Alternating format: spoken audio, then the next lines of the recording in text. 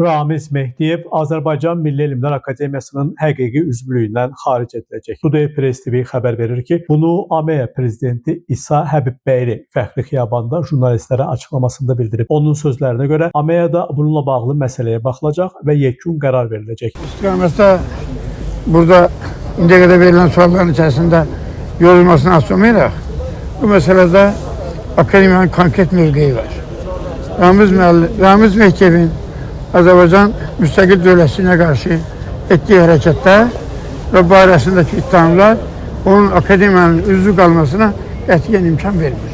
Məsələyə akademiyada baxılacaq və lazım qərar qəbul ediləcək. Qeyd edək ki, hazırda Ramiz Mehdiyev Cinayət Məcəlləsinin dövlət hakimiyyətini ələ keçirməyə yönələn əməllər, dövlətə xəyanət və cinayət yolu ilə əldə edilmiş əmlakı leqallaşdırma maddələri ilə ittiham olunur. Qiymət Mahir Namiq Abbasov, Today Press TV.